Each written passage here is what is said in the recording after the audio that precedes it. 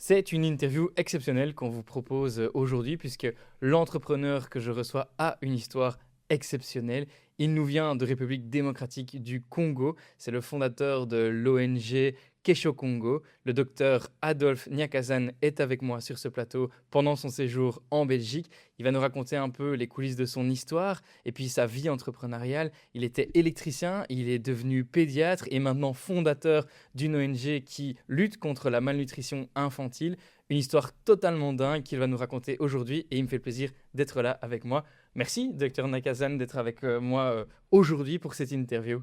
C'est un plaisir, Monsieur Benazi. Merci pour l'invitation et bien à travers vous, je voudrais remercier le Cercle de Wallonie pour cette invitation. Eh ben, écoutez, c'est le plaisir est partagé. C'est moi qui vous remercie. Alors, on va parler un peu de votre histoire. Alors, votre histoire entrepreneuriale est complètement dingue, à tel point que vos solutions contre la malnutrition infantile a inspiré les plus grands. Vous avez été sollicité par des personnalités comme Barack Obama, comme le docteur Mukwege. Vous avez été même salué par le couple royal belge. On parlera aussi de votre histoire avec la Belgique, évidemment, puisque votre présence ici n'est pas anodine.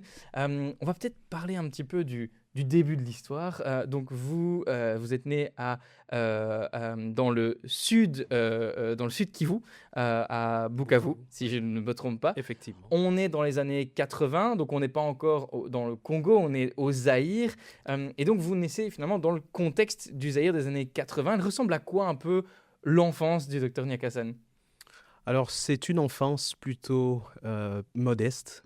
Je suis né dans une famille d'enseignants. Mon papa était, et il l'est toujours, directeur d'école primaire. Ma mère, ma maman, était enseignante. Et puis, depuis maintenant quelques années, elle travaille à la division provinciale des anciens combattants. Donc, une famille vraiment modeste dans un quartier plutôt défavorisé, avec beaucoup de précarité, dans une région évidemment magnifique. Voilà, donc cette enfance-là m'a conduit dans une école primaire dans la commune de Kadutu. C'est une commune, on va dire, défavorisée.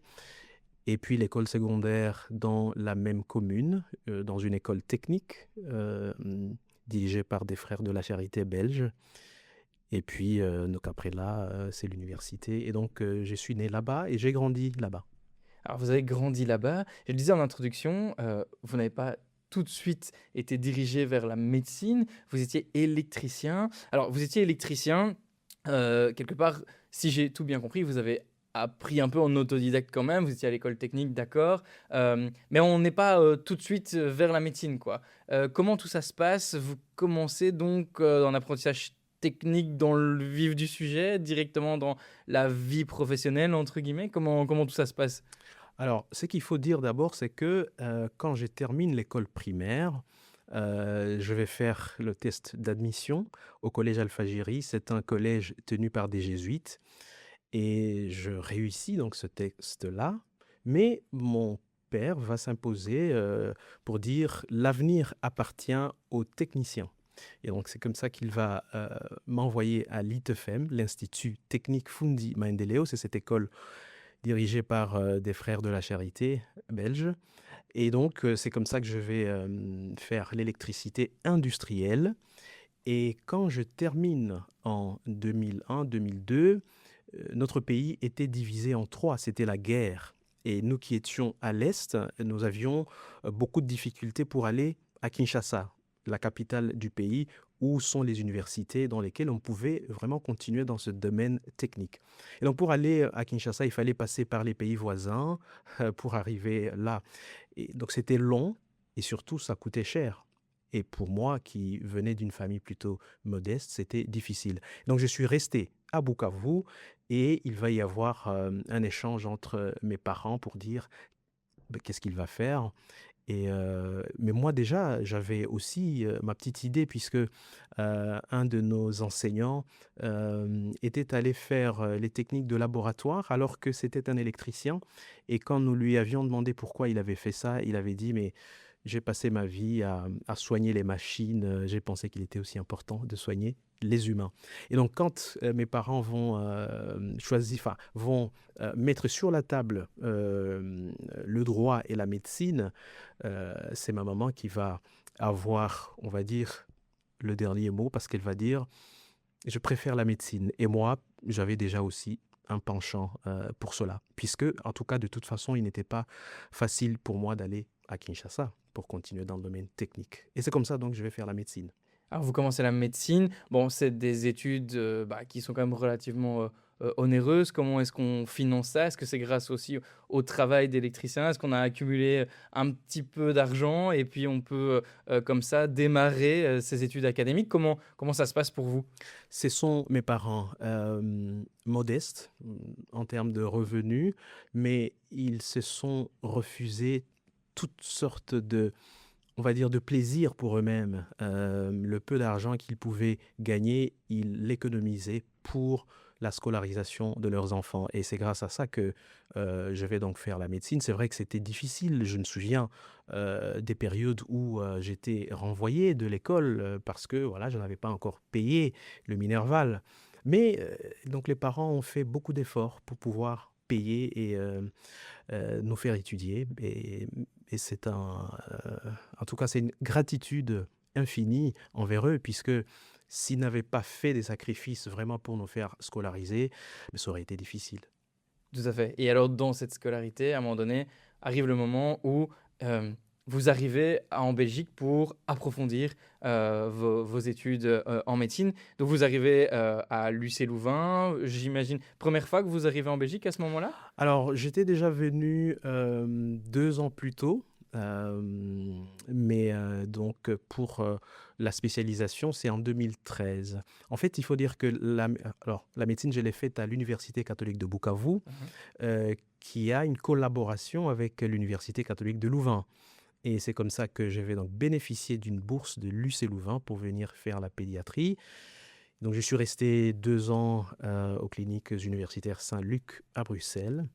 Et après, évidemment, cette formation en pédiatrie, je suis rentré, évidemment, au pays pour pouvoir servir mon peuple. Donc, on est quand on est en 2015, là, quelque chose comme Octobre ça. 2015. Et alors, parce que vous auriez pu très bien dire, bah voilà, je suis resté 2 ans en Belgique, vous auriez pu très bien même vous y installer, faire votre vie professionnelle sur le territoire belge, enfin voilà. Pourquoi est-ce que, quelque part, j'ai envie de dire, ah, tout juste le diplôme ou la spécialisation en poche, vous repartez direction Bukavu, qu'est-ce qui vous a drivé finalement à revenir aussi vite? Pour avoir vécu une enfance modeste, comme j'ai dit, et pour avoir vu les conditions dans lesquelles beaucoup d'enfants vivaient dans mon pays, des situations de malnutrition, des maladies avec beaucoup de familles qui n'avaient pas de moyens pour se faire soigner, j'avais comme ce devoir moral de dire, je dois rentrer dans mon pays pour apporter ma contribution au développement. Euh, alors, je dois dire pour la petite histoire que, en fait, dans cette enfance dont nous avons parlé, euh, j'étais, pendant les vacances, souvent gardien de chèvres. Nous avions 2 petites chèvres à la maison et j'allais les garder sur la colline qui surplombait le quartier où je vivais. Et alors, sur cette colline-là, pas loin, il y avait un hôpital qui avait été fondé par un pédiatre allemand, le docteur Gustav Rau. Et cet hôpital-là recevait beaucoup d'enfants malnutris et des populations, les femmes enceintes, les femmes allaitantes, qui souffraient de malnutrition. Et nous, en fait, on laissait parfois les chèvres pour aller aussi dans cet hôpital-là où on distribuait de la nourriture. Et donc, sur les temps de midi, on allait manger là-bas. Et au fond, savoir que c'est un Européen qui avait quitté son pays, qui est allé là-bas rendre service, ça m'avait marqué. En fait, on distribuait vraiment à la population qui était dans le besoin. J'étais frappé par cela. Alors quand je termine ma formation ici, c'est vrai que voilà, il y en a qui font le choix de rester. Mais moi, j'avais en tête l'idée que j'étais redevable envers tous ces enfants, toutes ces familles qui comptaient beaucoup, beaucoup sur moi et sur nous tous d'ailleurs qui venions ici en spécialisation. Donc pour moi, c'était vraiment comme le prolongement de mon engagement. J'étais déjà, avant même de venir ici, engagé dans des groupes, des jeunes où on s'entraidait. J'étais engagé dans on va dire, le travail de ce que font ceux que nous appelons les relais communautaires, c'est-à-dire aller dans la communauté et sensibiliser, parler des problèmes de santé. J'avais même d'ailleurs, en 2007, j'étais encore étudiant à la faculté de médecine à Bukavu, j'avais créé une émission à la Radio Star de Bukavu. Et le but de cette émission, c'était justement d'informer, d'éduquer et de sensibiliser la population à la santé, puisque j'estimais que la médecine ne pouvait pas rester entre les quatre murs d'une université. Il fallait qu'elle serve à la communauté. Mais en fait, vous êtes un serial entrepreneur. Enfin, ce qu'on dirait ici, c'est littéralement ça. Et ce qui est marrant, c'est que, enfin, ce que j'entends, il y a plusieurs types d'entrepreneuriat. Il y a un peu l'entrepreneuriat d'opportunité, mais vous, c'était vraiment l'entrepreneuriat de nécessité par mission de vie, quelque part. Il y a beaucoup de mots qui reviennent. Euh, alors, justement, chaque projet entrepreneurial, puisque je vais vous appeler comme ça, serial entrepreneur, euh, euh, chaque projet entrepreneurial commence par une problématique identifiée ou effectivement une mission de vie, mais qui part quand même d'un sacré constat où, ok, là, il y a un problème. Dans votre cas, bah, c'est littéralement la malnutrition infantile et en fait, depuis toujours, puisque avec l'anecdote que vous venez de me raconter sur les chèvres et cet hôpital qui distribuait des denrées, euh, problématique je crois, qu'on connaît mal, puisque j'ai eu l'occasion du coup de discuter avec vous en préparant cette émission. Et ce que vous m'avez raconté sur la malnutrition infantile, euh, ça m'a assez bluffé, ou en tout cas, je me suis rendu compte que je connaissais très mal le propos. Est-ce que, avant de parler effectivement des solutions que vous avez créées, que vous avez proposées et que vous développez aujourd'hui, on peut peut-être avoir un petit mot sur, ok, concrètement, c'est quoi la malnutrition infantile? Alors, la malnutrition, par définition, c'est pour le cas du Congo et de l'Afrique, en tout cas des pays pauvres, c'est souvent la sous-nutrition, c'est-à-dire des apports insuffisants et souvent inadéquats, ce qui va entraîner à une dénutrition. Cette dénutrition-là va se traduire par une émaciation qui est évaluée par un rapport entre le poids et la taille. C'est évalué aussi par une insuffisance pondérale. C'est un rapport entre le poids et l'âge.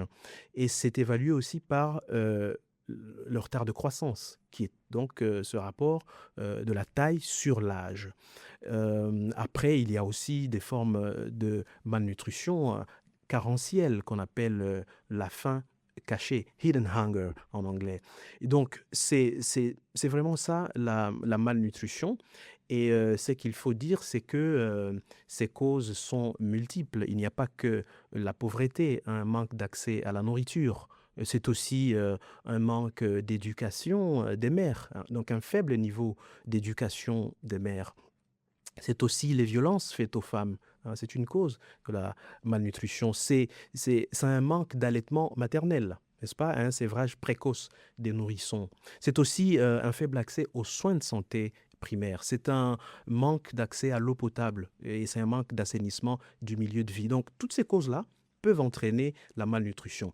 Et ce qu'il faut dire, c'est que les conséquences sont terribles puisque la malnutrition, c'est comme un état d'immunodépression.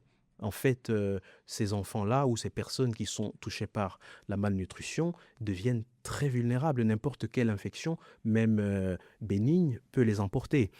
Il y a aussi un impact sur le développement psychomoteur. Donc, il y a des enfants qui vont presque développer des infirmités motrices du fait de la malnutrition. Il y a un déficit intellectuel chez ces enfants-là. Il y a aussi un développement, donc un impact sur le développement économique, puisque pour le Congo, donc la Banque mondiale estime qu'il y a des pertes de l'ordre de 3 à 8% sur le produit intérieur brut du fait de la malnutrition. Et puis, aujourd'hui, on sait que les enfants qui ont fait la malnutrition dans la basse enfance, eh bien, ils sont prédisposés à développer les maladies cardiovasculaires à l'âge adulte, le diabète sucré, l'hypertension artérielle et toutes leurs complications. On parle même aussi d'un risque de développer des maladies psychiatriques. Donc, c'est un fléau, en fait, la malnutrition. Et si on ne s'y attaque pas, eh bien, c'est l'avenir d'un pays qui est miné. Et c'est pour ça que, personnellement, je me suis beaucoup intéressé à cela. En fait, en rentrant au pays, j'étais interpellé par les enfants qui arrivaient à l'hôpital provincial de Bukavu et puis dans nos hôpitaux de manière générale, puisque les enfants malnutris qui vont à l'hôpital, ce sont ceux qui ont des complications médicales. Les autres peuvent être suivis dans des centres de santé ou même au niveau de la communauté. Mais ceux qui ont donc ces complications-là vont donc à l'hôpital. Et j'étais frappé de voir qu'ils venaient souvent en choc septique, presque à l'article de la mort, et de fait, beaucoup d'entre eux mouraient. Et je m'étais dit, ce n'est pas possible, il faut aider ces enfants dans la communauté avant qu'ils n'arrivent ici. Donc quand ils ont encore une malnutrition aiguë, modérée, c'est là qu'il faut les aider. Et c'est donc comme cela que je vais me dire, tiens, on va voir comment ouvrir des centres nutritionnels, mais vraiment dans la communauté, au plus près des populations vulnérables. Et c'est comme ça que donc, toute l'histoire va commencer. Un premier centre nutritionnel, et puis un deuxième, et puis un troisième, et puis alors aussi collaborer avec d'autres centres nutritionnels, centres de santé et d'autres hôpitaux. Alors justement, ben, j'y viens justement, mais ça veut dire aussi, bon, il y a tout un tas d'organisations, d'entreprises ou de projets entrepreneuriaux qui démarrent par une problématique, je vais le dire comme ça, de confort. Ici, on est sur, et vous avez utilisé ce mot qui est parfaitement adapté, c'est un fléau. C'est littéralement un peu l'effet domino ou l'effet en cascade de ce qu'on pourrait dire, ok, ben, il y a ce problème-là, mais qui en engendre tellement d'autres, mais qui est aussi causé par tellement d'autres éléments, par tellement d'autres facteurs. J'ai envie de dire, il ne suffit pas juste de trouver des denrées. Et donc, j'en viens à votre solution. Ouais. Donc, vous créez l'ONG, puisque ça a statut d'ONG maintenant, Ouais. Kesho Congo. Donc, le Congo de demain, ou en tout cas, Exactement. voilà, demain pour le Congo. Je Ouais. sais pas, voilà. Alors, quelles sont les solutions que vous développez face à la malnutrition? Parce que, franchement, quand on lit votre analyse, n'importe qui pourrait juste baisser les bras, quoi. Ouais. Alors, d'abord, il faut dire que les solutions que nous avons, les solutions classiques, ce sont des solutions importées. C'est le lait thérapeutique, c'est le plan Pinat, qui est une pâte d'arachide. C'est des intrants qui nous aident beaucoup, évidemment. Mais nos structures sont souvent en rupture des stocks. Et il faut dire que lorsque le monde connaît des problèmes qui poussent à la fermeture des frontières, on l'a connu pendant la pandémie du Covid-19 ou encore même maintenant quand le détroit d'Ormuz est bloqué. Et donc l'acheminement des marchandises est difficile. Et donc souvent dans des périodes pareilles, il y a vraiment des ruptures des stocks dans nos structures. Et en voyant cela, je m'étais dit avec mon équipe, mais proposons des solutions locales, de manière à ce que lorsque nous n'avons pas ces solutions classiques, eh bien nous puissions avoir quand même une solution qui est présente et qui peut aider donc nos enfants et les personnes touchées par la malnutrition. Et donc ce que nous allons proposer, c'est de travailler avec des femmes cultivatrices et de leur donner des semences, de leur donner des formations pour qu'elles puissent améliorer leur récolte. C'est aussi des formations, évidemment, plus tard, qui ont porté sur différents thèmes comme les pratiques culturelles résilientes au changement climatique. C'est des formations qui portent sur la fabrication des braises écologiques à partir des déchets ménagers et champêtres. Donc, toutes sortes de formations pour vraiment non seulement aider ces femmes à améliorer leur récolte, mais également à être autonomes dans leur milieu. Alors, quand elles récoltent, nous achetons une partie de leur récolte. Ici, nous travaillons beaucoup plus sur le maïs, sur le soja et sur le sorgho. Il y a aussi le niébé, qui est une légumineuse donc tropicale riche en protéines. Et donc, nous prenons ces produits-là, nous les transformons en farine. Et ces farines-là sont utilisées dans nos centres nutritionnels pour faire des bouillies des enfants, mais également sont utilisées pour préparer des biscuits pour les centres nutritionnels. En fait, nous avons développé une unité de production de biscuits, de pain et d'autres pâtisseries. Cette unité de production, elle aide non seulement pour préparer des entrants nutritionnels pour nos centres nutritionnels et nos centres partenaires, mais aussi pour l'autonomisation de notre activité. Et je suis fier aujourd'hui, en toute humilité, de dire que cette unité de production engage aujourd'hui 24 jeunes. C'est des emplois stables. Et le but a été aussi ça, de dire nous devons vraiment travailler pour aller vers une certaine autonomie, pour ne pas dépendre, n'est-ce pas, de l'aide venant de l'extérieur. Et donc, c'est vraiment ça, donc ces solutions. Donc, farine locale composée, qu'on enrichit avec des concentrés protéiques, et parfois avec de l'huile végétale, pour pouvoir vraiment nourrir ces enfants. Mais comme nous avons dit, c'est pas seulement qu'on les nourrit. Déjà, chaque enfant, quand il vient dans nos centres nutritionnels, il se lave les mains. Chaque enfant doit se laver les mains. Geste simple, mais important. Apprendre aux enfants l'hygiène des mains, puisque les maladies de mains sales sont très nombreuses et c'est souvent des maladies qui entraînent des diarrhées et ça aggrave même donc la malnutrition. Et donc, on donne aussi une éducation sanitaire et nutritionnelle aux mères qui accompagnent leurs enfants. Donc, avant de donner ces rations alimentaires aux enfants, eh bien, on va donner cette éducation aux mères et c'est des thèmes qui varient. Donc, on parle par exemple des gestes que la mère doit avoir, doit donc faire pour pouvoir aider son enfant s'il tombe malade à domicile. Si par exemple l'enfant fait de la fièvre, qu'est-ce qu'il faut faire? Comment il faut nourrir l'enfant? Il faut l'allaiter de la naissance jusqu'à 6 mois exclusivement et puis continuer l'allaitement jusqu'à 2 ans minimum. Voyez? Et ça peut continuer même plus tard. Donc des thèmes divers. Si l'enfant fait des convulsions à la maison, il ne faut pas dire que l'enfant est possédé par les mauvais esprits. Il faut l'amener au centre de santé, à l'hôpital, et pas dans une chambre de prière. Voilà, donc des formations sur diverses maladies, comment se comporter si l'enfant fait de la diarrhée avant de l'amener au centre de santé. C'est que la mère déjà peut faire à la maison. Donc c'est tout cela qui est vraiment enseigné aux femmes. Et je reviens donc à ce que je disais avant. Donc, c'est un travail qui commence donc au champ, n'est-ce pas?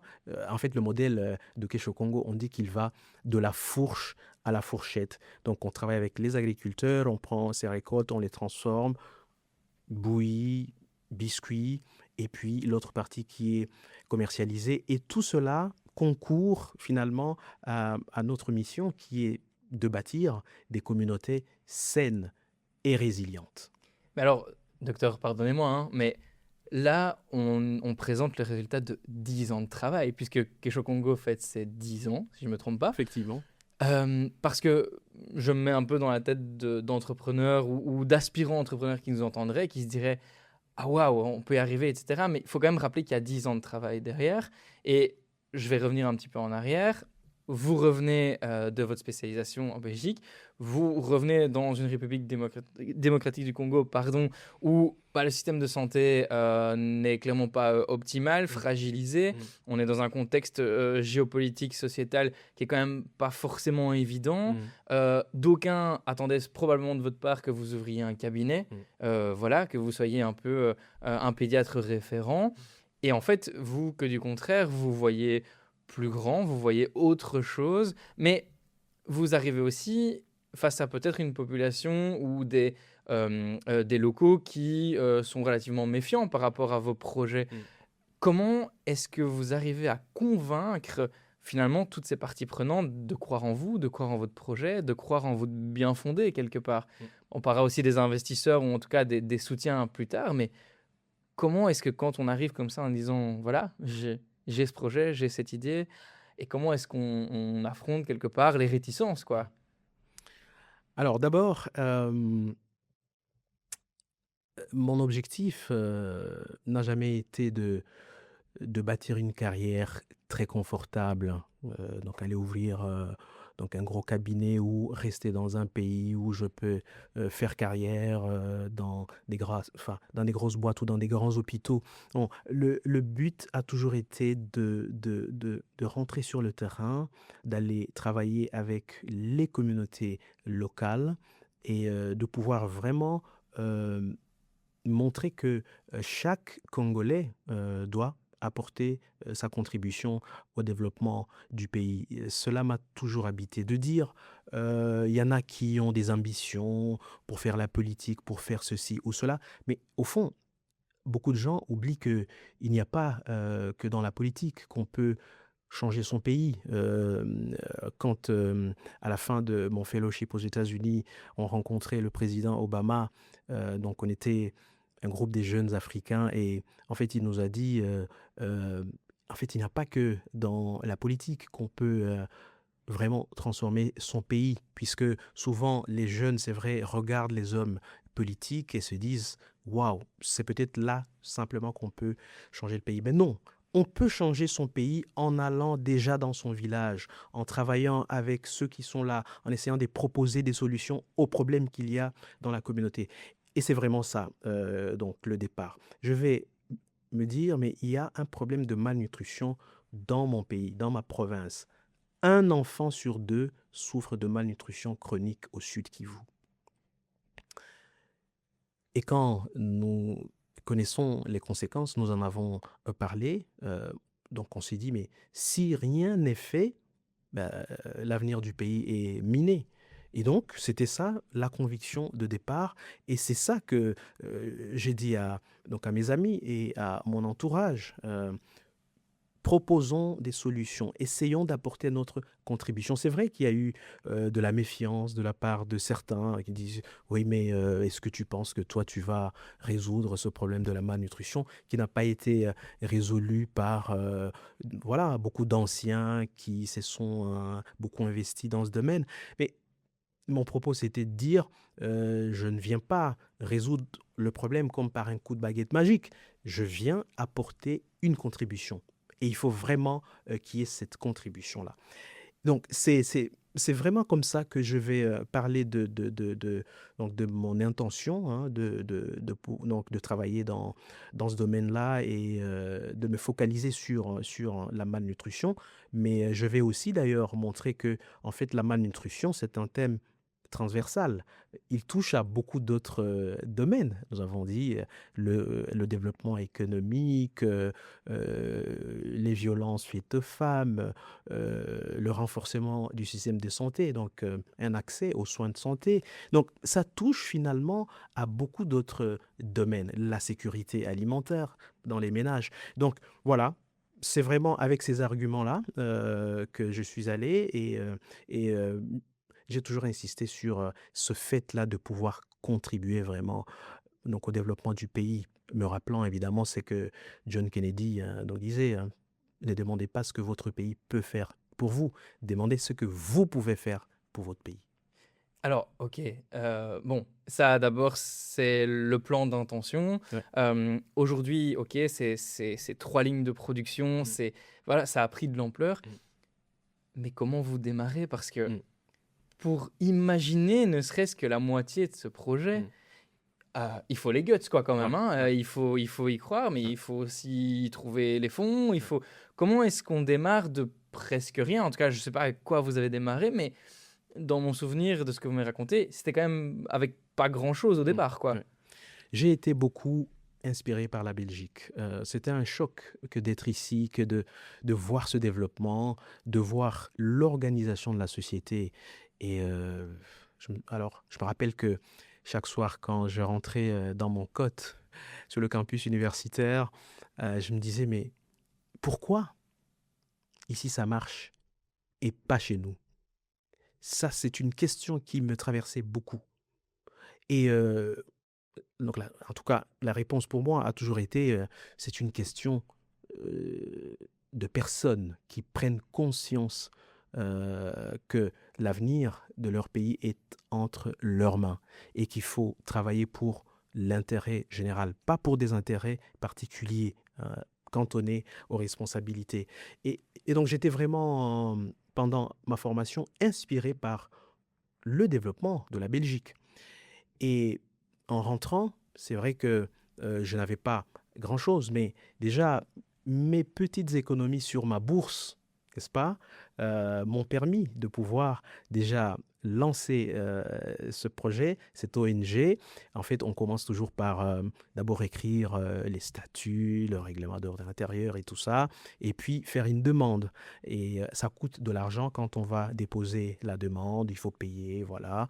Et ce sont vraiment mes économies faites ici en Belgique sur ma bourse, hein. C'est vraiment cela qui m'a permis de commencer. Et puis, je crois que au départ, c'était, allez, une conviction beaucoup plus forte que les moyens dont je disposais à l'époque. Et cette conviction m'a poussé à pouvoir vraiment lancer ce travail. C'est vrai, comme nous l'avons dit au départ, beaucoup de gens n'y croyaient pas. Ils disaient, oui, mais c'est beaucoup de travail, ils vont pas y arriver. Mais voilà, il y avait cette très forte conviction. Et puis, je me suis entouré évidemment d'une équipe dynamique, des jeunes conscients aussi qu'ils doivent contribuer au développement de leur pays. Et c'est comme ça que donc on va commencer de manière modeste. Et nous avons eu évidemment par la suite la chance d'avoir un premier appui de la Fondation Roi Baudouin qui va vraiment accompagner notre travail de prise en charge nutritionnelle des enfants. Et grâce justement à ce soutien de la Fondation Roi Baudouin, mais surtout des amis que j'ai fait ici en Belgique, on va vraiment évoluer. Et voilà, donc 10 ans plus tard, nous avons 3 centres nutritionnels qui accueillent chacun 90 à 120 enfants par jour. Ces enfants viennent 3 fois par semaine au centre. Et alors donc, j'ai parlé de ce qui est fait. En dehors de nos 3 centres, nous avons une collaboration avec autour de 17 autres structures, ce sont des centres de santé ou même des hôpitaux. Nous collaborons notamment aussi avec l'hôpital de Panzi, l'hôpital du docteur Denis Mukwege, une icône pour notre pays. Eh bien, donc il y a ces collaborations-là. Nous avons aujourd'hui 2 unités de production, des biscuits, de pain et d'autres pâtisseries. Nous avons, je l'ai dit, hein, donc 24 emplois stables créés dans ces unités-là. Nous avons donc une équipe qui assure l'administration. Et puis, ce modèle-là de Kesho Congo qui a, je le redis en toute humilité, marché qui marche donc au Sud Kivu, eh bien, il y a d'autres qui nous demandent d'aller le répliquer dans d'autres coins du pays. De 2023 à 2025, par exemple, il y a l'Agence américaine pour le développement international, l'USAID, USAID, qui nous avait donné de pouvoir implémenter un projet de nutrition et de sécurité alimentaire au Sud Kivu et au Kasaï central. En fait, on nous avait dit, mais essayer d'aller répliquer ce modèle au Kasaï central. Là, c'est au centre du pays. Et nous avons fait ce travail-là. Et le projet a été très apprécié en fait au Kasaï central. Et nous étions d'ailleurs donc déjà retenus pour deux autres programmes de 5 ans chacun avec l'aide américaine, jusqu'à ce que, évidemment, l'administration américaine décide de fermer l'USAID en janvier 2025. Mais c'est dire que, au fond, on a commencé très modestement, voilà, comme j'ai dit, avec mes maigres moyens. Et puis, c'était surtout cette forte conviction, c'était cette équipe dynamique et engagée, et puis mes amis ici en Belgique et dans d'autres pays, et puis voilà, donc tous ces partenaires qui nous soutiennent. J'ai parlé de la Fondation Roi Baudouin, il y a le Rotary Club de Spa, Francorchamps et Stavelot qui nous a soutenus pour d'ailleurs la deuxième unité de production avec des équipements neufs. Et puis voilà, c'est vraiment tout un réseau qui s'est créé et ça montre que la solidarité sauve des vies et sauvera le monde. Alors ça, c'est très joliment dit et je pense que c'est très vrai. Alors, on est 10 ans plus tard. Dieu merci, le projet est toujours bien là, est toujours bien vivant et est toujours aussi bien porté. J'ai quand même une question d'état d'âme pour l'entrepreneur. Si c'était à refaire, est-ce qu'il y a des choses que vous auriez fait différemment? Du point de vue entrepreneurial, j'entends. Hein. Alors ça, c'est une bonne question. Si c'était à refaire, je dirais que je suis fier de la trajectoire, mais peut-être que je ferais plus connaître le travail. Je pense qu'au début, donc on n'a pas beaucoup travaillé sur cet aspect, je ne sais pas s'il faut que je l'appelle de marketing, mais aussi évidemment, donc au départ, moi je me disais qu'il était important d'asseoir d'abord ce travail, mais vraiment de bien l'asseoir, d'avoir des résultats concrets avant de pouvoir beaucoup parler de ce travail. Donc je crois que évidemment, si c'était à refaire, je dirais beaucoup plus peut-être intensifier le marketing, mais également et surtout beaucoup former nos équipes. Ça, donc je pense que la formation, elle est centrale et c'est quelque chose voilà, que je referais peut-être, voilà, s'il fallait refaire. C'est ça, on rejoue le match ici, hein, docteur, mais effectivement, c'est vrai que la formation dans tout projet, c'est quand même important. Alors, j'ai bientôt terminé avec toutes mes questions, hein, mais je pense que c'est important aussi d'en parler tant que j'ai la chance de vous avoir à mon micro, c'est que entreprendre dans un contexte stable, je pense par exemple effectivement entreprendre ici, en Belgique, en Europe, c'est déjà pas évident. On va pas se le cacher. Alors ok, l'entrepreneuriat a la cote, hein, tout le monde veut entreprendre, etc. Mais on oublie que c'est loin d'être un long fleuve tranquille et vous l'avez un peu expliqué. Mais alors quand on travaille et quand on veut entreprendre dans un contexte de volatilité complète, je veux dire économique, politique, sécuritaire, quel conseil est-ce que... Enfin, donc ça renforce quand même un peu la difficulté du challenge. Mais de votre expérience dans ces contextes-là, euh, quel conseil est-ce que vous pourriez donner finalement à ceux qui aspirent à entreprendre ou aux chefs d'entreprise ici en Belgique pour finalement garder le cap, persévérer parce que Kesho Congo, c'est une histoire de persévérance, quoi. Absolument, c'est une histoire de persévérance et de résilience. Le conseil que je donnerais aux entrepreneurs belges, ce serait d'abord de leur dire d'être reconnaissants pour le système qui est le vôtre. C'est un système, c'est vrai, qui a, je crois, ses défis, mais qui est d'une certaine manière stable. Différemment de ce que nous avons en RDC. L'autre conseil que je donnerais, donc à part le fait de leur dire soyez vraiment reconnaissants du système qui est le vôtre, ce serait de dire il faut dans chaque crise, dans chaque volatilité des marchés, dans chaque instabilité, essayer d'adapter, enfin, donc de développer une certaine capacité d'adaptation. Je crois que l'adaptation est très importante. La résilience, évidemment, elle est très importante. Et puis, voilà, de rester ouvert. Je crois que euh, les collaborations qu'on peut avoir à travers les pays, les continents, sont très importantes. Et c'est vraiment ça que je dirais. Donc, un, d'être reconnaissant, puisque on peut penser que bon, ça ne va pas très bien, mais la Belgique, c'est quand même un pays suffisamment stable et les entrepreneurs belges doivent en être reconnaissants. Et puis alors, développer une capacité d'adaptation face à chaque crise, imaginer des innovations et surtout être armé de beaucoup de résilience. C'est très important. Voilà qui est, en tout cas, j'espère, noté comme conseil. Alors, moi, j'arrive un peu à la fin de cette interview. Comment est-ce que celles et ceux qui voudraient soutenir le projet, aider d'une façon ou d'une autre, comment est-ce qu'ils peuvent le faire? De quoi avez-vous aujourd'hui besoin, à tout moyen soit-il, hein, voilà. Comment est-ce que celles et ceux qui voudraient soutenir le projet peuvent le soutenir? D'abord, je dois, pour commencer, dire que c'est pour moi, en tout cas, l'occasion ici de dire merci déjà à tous ceux qui nous soutiennent.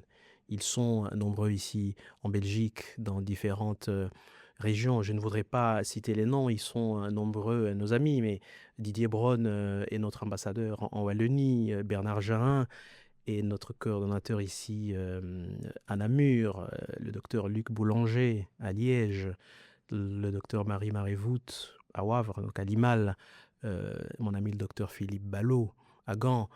Voilà, donc tous ces amis qui sont là, voilà, qui nous soutiennent, merci. Alors, comment nous soutenir? C'est à travers la Fondation Roi Baudouin qui a reconnu notre travail, son importance, son impact, sa transparence et qui nous a donné la possibilité d'une déduction fiscale en Belgique. Et donc on peut soutenir Kesho Congo en passant par la Fondation Roi Baudouin. Ça donne donc droit à une déduction fiscale. Nous sommes aussi ouverts à des partenariats avec les organisations belges, les entreprises belges. On est ouvert au mécénat. On est vraiment ouvert à tout cela. Et donc, on peut nous aider vraiment par ces différentes manières. Pour le moment, d'ailleurs, effectivement, nous faisons vraiment une campagne, si je puis dire, pour essayer de lever des fonds, pour nous permettre de terminer le travail de construction d'un hôpital. Je n'ai pas parlé de cela, mais c'est un projet que nous portons aujourd'hui. Au bout de 10 ans, on se dit, on va passer à la vitesse supérieure. Et depuis 2 ans, nous avons commencé la construction d'un hôpital dans un village donc appelé Moudaka. Et nous sommes partis d'ailleurs de l'idée que, au fond, tous ces enfants malnutris qui ont des complications médicales, toutes ces femmes enceintes et allaitantes qui ont la malnutrition, d'autres personnes qui ont des pathologies et qui ne savent pas accéder à des soins de qualité dans ces villages, eh bien, nous nous sommes dit qu'il fallait faire vraiment quelque chose pour ces populations défavorisées. Maintenant d'ailleurs en contexte de guerre, voilà, quand il y a des blessés, voilà, il y a souvent peu de structures à proximité dans ces villages pour pouvoir les prendre de manière, donc les prendre en charge de manière adéquate. Et donc nous avons commencé ce projet de construction d'un hôpital. Le gros œuvre, c'est terminé. Maintenant, nous avons commencé les finitions. Et voilà, donc nous cherchons vraiment des soutiens pour cela. Et donc, pour nous soutenir, on passe par la Fondation Roi Baudouin. Et voilà. Et comme j'ai dit, nous sommes vraiment ouverts à être contactés par des organisations, des entreprises qui souhaitent collaborer. Et je crois que le soutien, ce n'est pas seulement de l'argent, c'est aussi un soutien moral, humain, c'est aussi simplement l'amitié, n'est-ce pas? Et puis, voilà, comme j'ai dit, la collaboration dans la confiance pour que ensemble on puisse continuer à rendre notre monde meilleur. Voilà, je pense que là, c'est un excellent mot de la fin. Et je mettrai le lien du site internet de Kesho Congo Merci. en description de l'épisode ici. Comme ça permet à celles et ceux qui nous écoutent d'aller voir. Il y a des très belles illustrations de ce que vous faites et je suis heureux d'entendre qu'en fait, le projet va toujours plus loin. Et c'est tout le mal qu'on peut vous souhaiter, c'est que ça aille encore plus loin. Donc, nous, en tout cas, on vous souhaite bonne chance. On espère en tout cas que cet épisode contribuera aussi à faire connaître Kesho Congo. Et puis c'est vrai qu'on partage aussi les remerciements à toutes celles et ceux qui soutiennent la cause et le projet. En tout cas, Dr Nakasan, merci de m'avoir consacré un peu de votre temps pour parler de votre histoire, parler de Kesho Congo et nous rappeler qu'en fait, la persévérance, la résilience, ça permet de faire des choses énormes. Merci à vous. C'est moi qui vous remercie. Merci, Merci. docteur. À Merci. bientôt. À bientôt.